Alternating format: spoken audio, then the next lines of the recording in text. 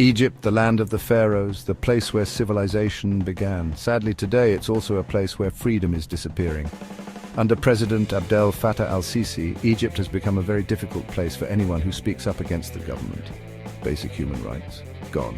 Freedom of speech, forget about it. It makes you want to go back in time and warn the ancient Egyptians.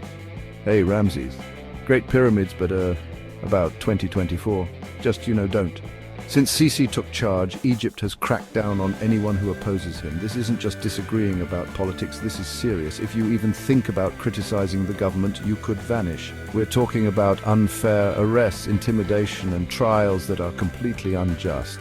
Sisi's message is clear: obey or face the consequences. It's a scary situation for Egyptians. Many of them miss the days when they could speak their minds without fear.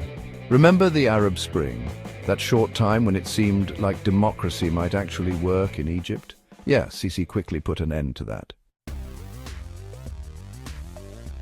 Now, you might be thinking, but what about elections? Don't Egyptians get to vote? Oh, if only it were that simple. Sure, Egypt has elections, but they're not fair at all. Imagine a game of Monopoly where one player starts with everything and the other players have to wear blindfolds. That's what it's like. Take the December 2023 presidential election. Sisi won with almost 90% of the vote. Some might call that a big win. I call it very suspicious. Why? Because Sisi's main opponent, Ahmed Tantawi, wasn't allowed to run. That's right, he was stopped from even trying.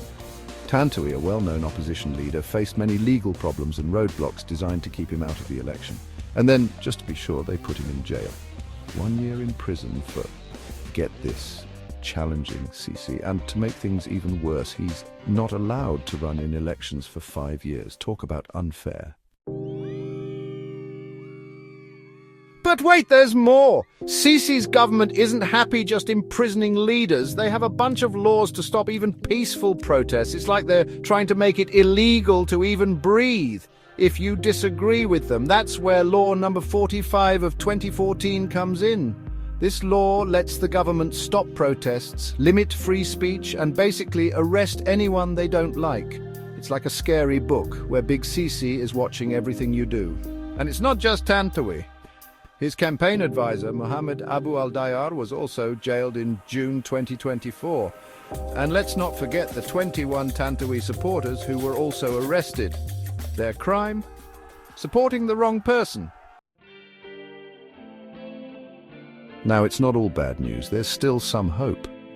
International human rights groups are talking about Sisi's actions, asking for the release of political prisoners and an end to the crackdown. The UN is involved, and other countries are starting to pay attention. In December 2024, Morocco refused Egypt's request to send back Abdelbasset El Imam, an Egyptian opposition leader who had escaped to Turkey in 2016. El Imam had been given a life sentence in Egypt on charges that seemed political. Morocco's decision was a small win, but a win nonetheless.